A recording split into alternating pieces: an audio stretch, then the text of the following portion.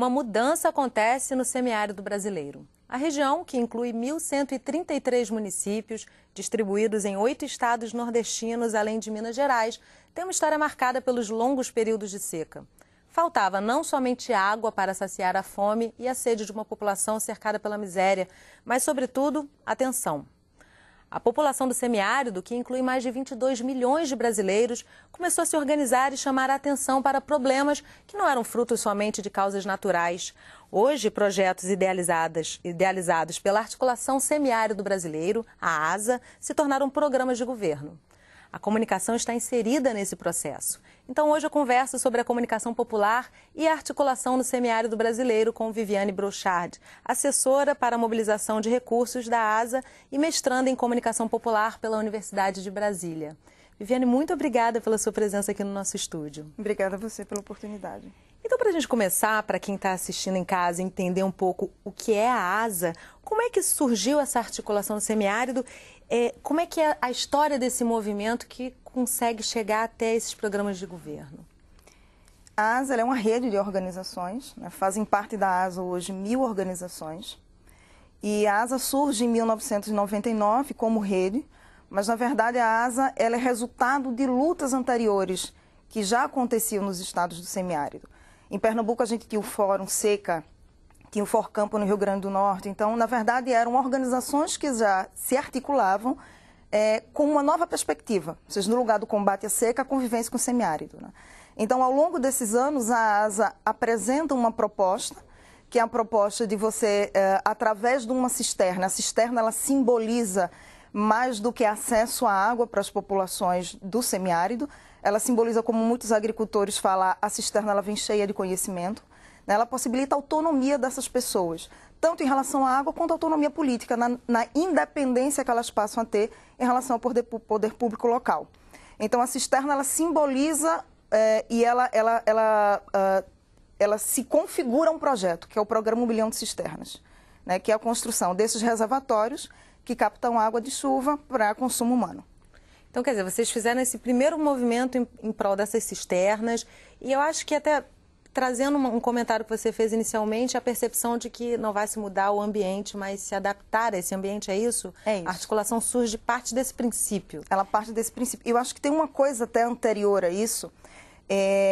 Quando a gente fala que o semiárido ela é uma região tradicionalmente reconhecida pela escassez de água e pela miséria, é você desconsiderar um potencial que essa região tem. Essa é a lógica da convivência. É você reconhecer que ela tem uma série de limites, mas reconhecer também que ela tem uma outra série de oportunidades e de possibilidades. Ou seja, as populações do semiárido sempre viveram nessa região. E se elas sempre viveram, como elas viveram? Quer dizer, a seca é um fenômeno natural. Existem estudos que indicam que a cada 11 anos você tem um período de estiagem mais longo. E a cada 30 você tem um período de estiagem severo. Isso significa que, se você já sabe disso, e Euclides da Cunha já sabia disso lá atrás, os governos nunca se preparam para isso. E por que eles não se preparam se eles sabem que isso vai acontecer? Né? Na verdade, a seca ela se tornou uma grande indústria, onde recursos públicos são investidos nessa região para fins privados, vamos dizer assim, né?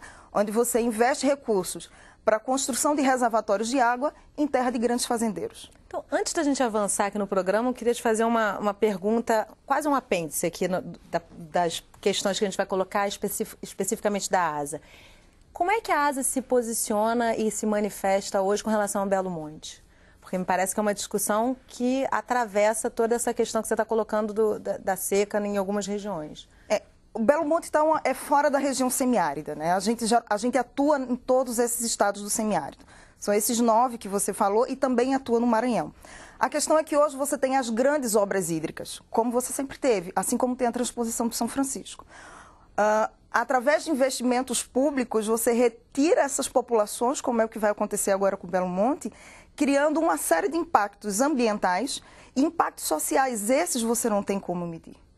Então, assim, diante de todas as grandes obras, financiadas ou não com recursos públicos, a ASA sempre olha qual o impacto que isso vai trazer, não só para o meio ambiente, mas que impacto isso vai trazer para as populações que vivem ali no entorno. Como é que essas populações ribeirinhas, que têm sua cultura, que têm sua vida, têm sua forma de viver naquela região, têm seus laços ali, como é que elas vão viver sendo retiradas daquele ambiente ali?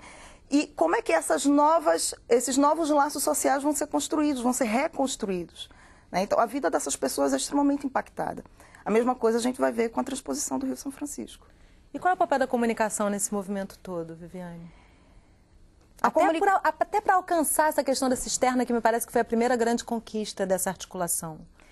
Bom, a comunicação ela entra com algumas frentes, né? A comunicação para a mobilização social, que isso é muito forte na ASA. É como é que você trabalha com a população da região e ela constrói a ASA junto. Isso é super importante da gente sempre reafirmar. O programa 1 Milhão de Cisternas não foi construído por organizações, foi construído por agricultores. Isso se deu ao longo de alguns anos, onde você tinha grupos que se articulavam nas comunidades e colocavam as suas propostas, e isso era discutido por grupos estaduais e, por fim, você cria um programa nacional. Essa comunicação para a mobilização social, ela fala a língua do agricultor, porque é o agricultor que fala. Ela fala também para os meios de comunicação, quando ela trabalha com essa nova lógica, e ela tenta passar para a população e para a sociedade o que é convivência com o semiárido, de uma forma muito simples, né? Ela trabalha também com formação. Existe uma comunicação voltada para a formação dos agricultores. Os programas da ASA, eles têm um componente de formação muito forte. E a comunicação, ela está agregada a isso. Então, quando a gente fala da comunicação, a gente fala da comunicação popular, mas a gente fala de uma comunicação que ela também é alternativa, e ela é uma comunicação de resistência.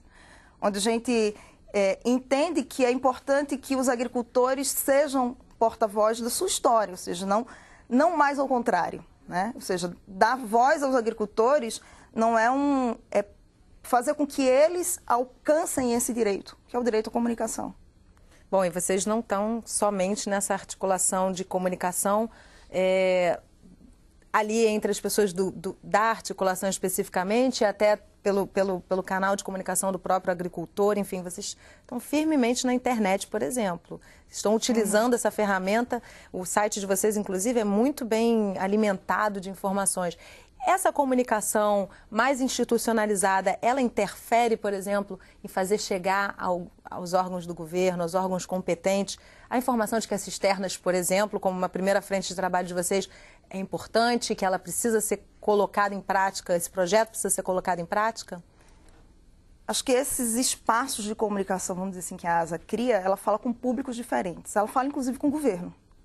Né? Então, você possibilitar que aquilo que o agricultor fala nas feiras, que ele fala nas associações comunitárias, seja ouvido pelos órgãos federais, é esse meio de campo que a comunicação da ASA faz. Então, quando o site, o programa Riquezas da Caatinga, que é um programa de rádio que a ASA desenvolve, ou ainda a série de documentários que a ASA faz, ela sistematicamente produz documentários, alguns exibidos em canais abertos de televisão. Então, isso é uma forma de você dialogar com os diversos públicos e, obviamente, de você também fazer frente ao governo, né? De você colocar qual é a posição da sociedade civil e que ela precisa ser ouvida. Né? Nós tivemos alguns momentos de mobilização social e de pressão em relação ao governo muito forte. Em alguns momentos isso é necessário. Esse é o papel da sociedade civil. E chamar a atenção, né? Porque muitas vezes a própria população voltando a sua atenção para esse tipo de comunicação, começa a pressionar também o governo, né? Exatamente, fazer essa é a esse ideia. tipo de ação. Agora, se eu estiver enganada, você me corrija. Agora, o primeiro movimento, a primeira articulação de fato, em termos de levar um projeto para se tornar, como as cisternas, um projeto de governo, foi a questão das cisternas. E agora vocês estão voltando a atenção de vocês para a questão das sementes crioulas. Como é que vocês estão trabalhando isso? Isso é uma outra frente de trabalho importante? A proposta da convivência com o semiárido, ela trabalha com uma noção de estoque. Então, estoque de água, estoque de alimentos, estoque de sementes. Né? Então, conviver com a seca é entender que você vai ter sempre um período em que chove e um período em que não chove. No período em que chove, você produz e guarda para o período que não chove. Isso significa você guardar água para o consumo humano, guardar água para os animais, guardar água para a produção de alimentos. Então, é verdade que a gente começa com o programa 1 Milhão de Cisternas. E hoje a gente tem um programa que a gente chama Uma Terra e Duas Águas.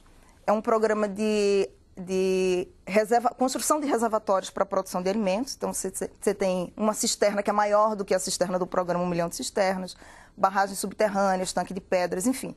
Tecnologias que já são desenvolvidas pelos agricultores, que eles já conhecem e que eles sabem o manejo.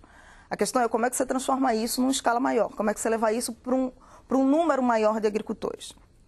E junto às tecnologias de armazenamento de água, você tem o armazenamento de alimentos.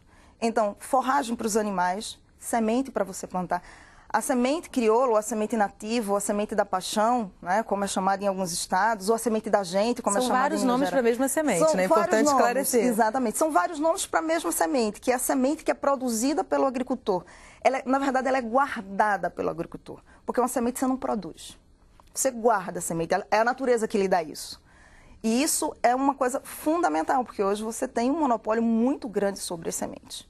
Então, a semente crioula, a semente do agricultor, da agricultora, é uma semente que a natureza dá, que ele guarda, que ele seleciona as melhores e que ele pode plantar na próxima estação de chuva, né? Então, são sementes, inclusive, adaptadas à região.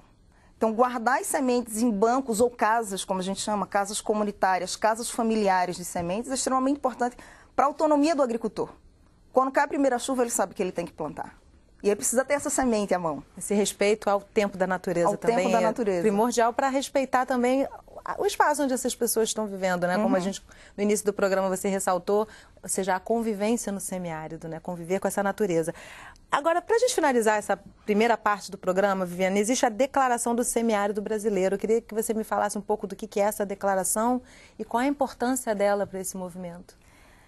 A declaração ela é um conjunto de 10 itens, vamos chamar assim, né? Onde ela coloca para a sociedade a importância de você olhar essa região como uma região onde as pessoas são capazes, onde você não tem pessoas ali que vivem pedindo esmola, onde tudo que chega para essa região não é um favor, é um direito que essa população tem. Na minha água, na minha casa, na sua casa, a gente tem água encanada. E a gente nunca questionou que isso é um direito que a gente tem de ter, até que ela falte. Mas a gente sempre acha que quando chega um programa de governo para a população das zonas rurais do semiárido, a gente acha que isso é um favor que o governo tá fazendo. E que essas pessoas têm mais que agradecer, não. Essas pessoas, isso é direito dessas pessoas. Então, a declaração de semiárido é uma declaração onde ela coloca publicamente que essa é uma população que ela tem, exige e que ela vai conquistar seus direitos. E um dos primeiros e mais básicos é o direito à água. Então, é fundamental realmente estar trazendo essa informação, porque de fato essa colocação que você fez, que a gente acha na cidade, que isso é muito natural, e que chegar no sertão ou no semiárido, isso é completamente inalcançável. A gente acha que o natural é não ter, né? Natural é não ter água no sertão, né? Porque a gente cresceu ouvindo dizer que é natural, né? Dizer que é natural, né? Na verdade, o que não é natural é o descaso. O que não é natural é você fazer disso um comércio. O que não é natural é você fazer com que as pessoas que precisam de água todos os dias tenham que mendigar um balde de água, que não é nada. Uma vez um agricultor me disse assim, eu plantei e eu tinha café. Eu tinha o pó do café, eu não tinha água para coar. Ou seja, não adianta nada, como eu disse na abertura do programa, né? Sacia a sede e a fome, né? Porque sem água não há nenhuma coisa nem outra. Bom, Viviane, a gente vai fazer um rápido intervalo e na volta eu quero tocar de novo na questão da rádio, que é um dos instrumentos muito utilizados pela articulação, inclusive com a participação de jovens em algumas regiões, enfim, tem bastante coisa aí pra gente conversar. A gente vai fazer um rápido intervalo e a gente volta já, não sai daí.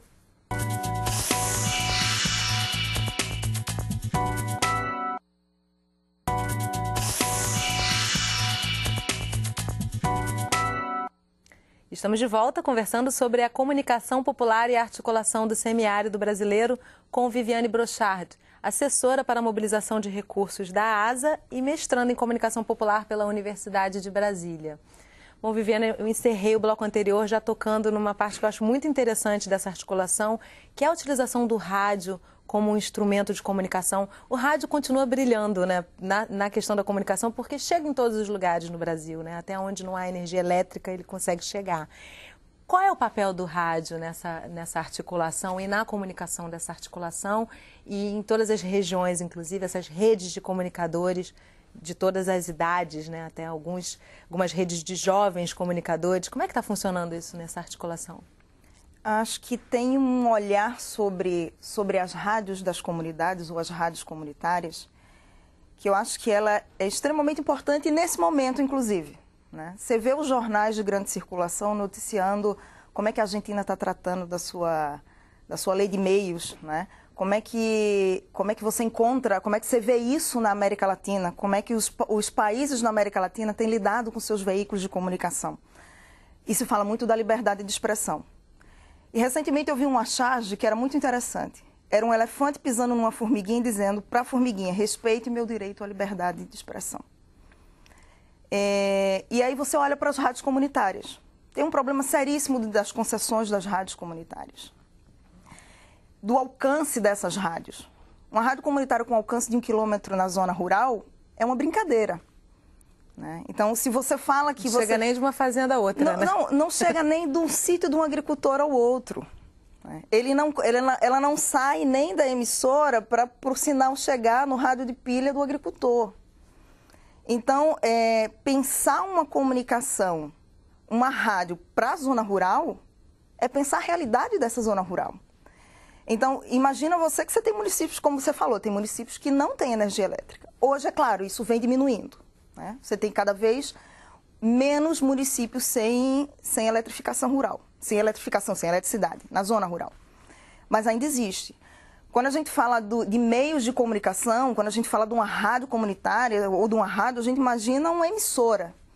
Quando você chega nas rádios comunitárias do semiárido e em outras regiões isso não é diferente, você tem um microfone, quando muito um computador, o computador é luxo, né? Você tem um microfone e antena.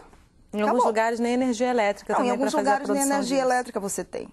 Em alguns lugares, para você falar com alguém, você vai ligar para alguém que tem um celular, que é um celular rural, que ele é fixo. Imagina você que era um celular fixo, né?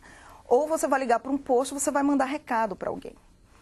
Quando você fala em rádio, tem uma comunidade em Minas Gerais, eu visitei recentemente, chama João Congo. Fica no município de Varzelândia, no norte de Minas Gerais. João Congo tem uma rádio comunitária. Ela tem uma rádio, na verdade, uma rádio livre. E essa palavra é muito bonita. Uhum. Só que há cerca de 2 anos, mais ou menos, para as pessoas, para a associação comunitária convidar as pessoas daquela comunidade para a reunião, tem que mandar alguém a cavalo. Então, você está falando dessa situação. E de uma comunidade, inclusive, que para a região, era uma comunidade que sempre foi muito alijada dos seus direitos, né? João Congo tem água recentemente. Então, era uma comunidade que não tinha energia elétrica, que não tinha água, onde tinha um alto índice de desnutrição infantil e onde as crianças morriam por causa disso. E hoje você tem uma rádio que está atuando naquele município, naquela comunidade, que consegue chegar no município pela localização que tem. Mas, ao mesmo tempo, qual o papel que essa rádio desempenha, né? Então, assim, é um papel extremamente social. Você não está falando apenas da diversão. Você está falando de uma comunidade que tem dificuldade de se comunicar. Não é entretenimento. Não, né? É apenas... É essencial, não é somente. Não é somente entretenimento, né? É essencial. E aí, quando você fala de... A ASA tem um programa, como eu falei, um programa de rádio chamado Riquezas da Caatinga. É um programa produzido pela assessoria de comunicação da ASA, ASACOM, e ele é distribuído para cerca de 260 rádios nos estados. Essa distribuição, a exibição desse programa é livre, enfim, nem a ASA paga essas rádios e as rádios também não pagam a ASA por essa produção. E elas podem usar como quiserem, parte do programa, o programa inteiro, usar apenas o assunto como mote para desenvolver esses programas. Mas a ideia é que você consiga fazer com que os agricultores se comuniquem. Um agricultor que pergunta para outro como ele resolve o seu problema. E um agricultor que vai responder, e isso você vai criando uma rede de comunicação. Essa é um pouco da ideia, e esse é um pouco do papel da rádio na zona rural. É um rádio muito mais funcional, inclusive. Exato. Porque todo rádio é funcional, mas nesse caso ele é um rádio que traz para o século presente, né, uma população que muitas vezes vive há 2 séculos atrás, né? Eu acho que tem uma coisa que, de fato, é um tempo histórico deslocado, né? Mas, na verdade, ela não vive há 2 séculos atrás.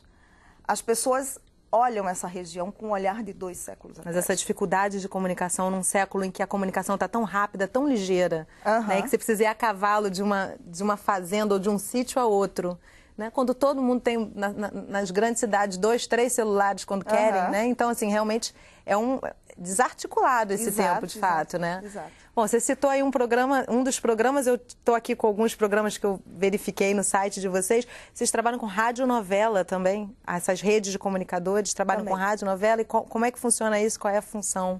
Nesse caso também é uma função política social ou é entretenimento? Não, a ideia da radionovela é você desenvolver personagens e histórias que tenham a ver com o programa de formação. Então, bom, eu acho que tem uma radionovela que ela chama Uma Aula Diferente.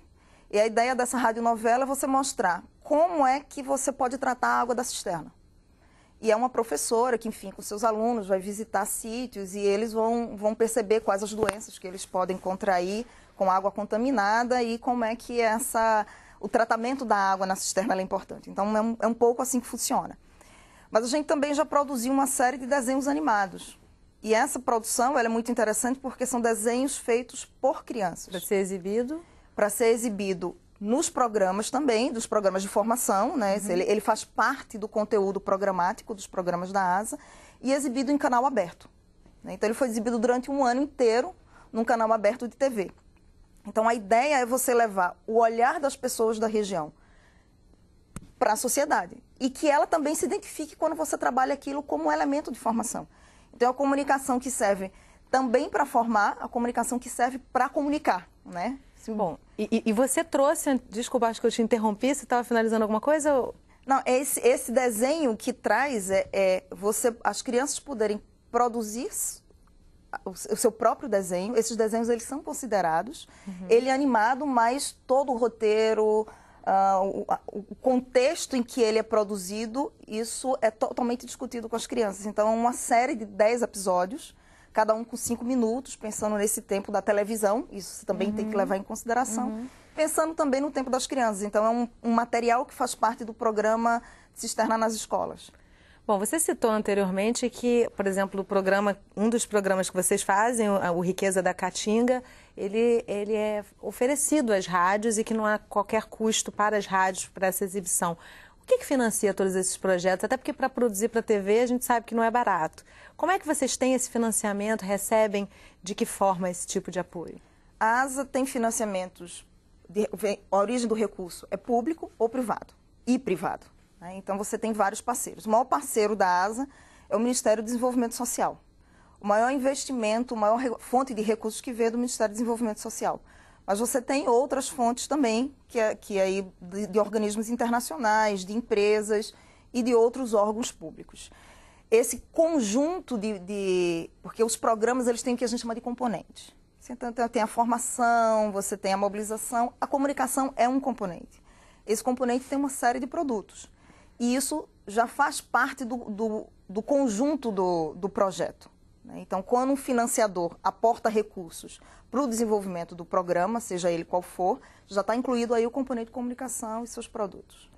Bom, comunicar boas experiências de convivência no semiárido, com certeza, traz uma perspectiva nova para quem vive no semiárido. Né? Vocês trabalham com isso, aprimoram essa possibilidade de convivência, eu acho, na medida em que vocês vão trazendo novas experiências. E vocês já foram premiados com a comunicação de vocês algumas vezes, né? Como é que vocês retratam essas experiências exitosas? E se você quiser trazer algum exemplo, citar algum exemplo de experiências que vocês tenham retratado, que vocês tenham percebido um retorno? Essa ação de comunicação da ASA ela é premiada porque o que ela conta é importante. Se o assunto da comunicação da ASA fosse vazio, certamente era uma comunicação que era oca. Né? Então, ela é reconhecida à medida que essa ação no campo ela também é reconhecida. Então, alguns prêmios que a ASA já ganhou, como Cristina Tavares de Jornalismo, que é uma premiação que acontece em Pernambuco, é um dos prêmios mais reconhecidos que tem no país de jornalismo. Isso significa que a convivência com o semiárido é também reconhecida. Né? Nessa ação de comunicação tem uma ação da ASA que ela é muito interessante, que é uma ação de comunicação e sistematização de experiências. Quando os próprios agricultores contam a sua história, e no contar a sua história ele relabora aquilo que ele faz, ele também faz uma análise crítica da atuação dele. E essa sistematização ela dá origem a um boletim chamado Candeeiro. É um boletim muito simples, ele é apenas frente e verso. Cada experiência ela tem 1000 cópias desse boletim, mas já existem mais de 1000 experiências sistematizadas e elas estão disponíveis também no site da ASA. Queria que você desse o endereço desse site, que inclusive é interessantíssimo para quem estiver em casa e quiser dar uma bisbilhotada lá, porque tem muita informação sobre o semiárido, né? Quebra muitos... É o asabrasil.org.br, www.asabrasil.org.br. Bom, Luciana, Viviane, queria te agradecer muitíssimo a presença aqui no nosso programa. Realmente acho que é importante a gente ter conhecimento de que a convivência com a natureza brasileira, seja ela qual for, está evoluindo e que a gente está aprendendo a conviver com essa natureza em todas as regiões, principalmente no semiárido, que é uma região tão sofrida, né? Muito obrigada e parabéns pelas iniciativas de vocês. Obrigada a você pela oportunidade mais uma vez. E só dizer uma última coisa, assim, da importância que é você olhar todas, como você fala, todas as regiões do país, entendendo que as pessoas que ali vivem têm conhecimento. E que elas não são um recipiente oco e que você tem que chegar lá e dizer o que é que elas têm que fazer e como elas têm que viver, nem quando elas têm que sair. Então, respeitar esses espaços culturais, de laços afetivos, que as regiões assim se configuram, é respeitar o direito que as pessoas têm à sua própria vida. E isso acontece também no semiárido. Ouvindo as experiências de quem mora ali, que pode ser utilizado para a construção de uma região mais rica, para quem vive ali, né, Viviane? Muito obrigada. Obrigada a você. E obrigada a você que acompanhou o Sala de Convidados Entrevista. Se quiser rever esse programa, é só entrar no nosso site, canalsaude.fiocruz.br. Você também pode enviar comentários para canal@fiocruz.br. A gente fica por aqui e eu espero você no próximo programa. Até lá!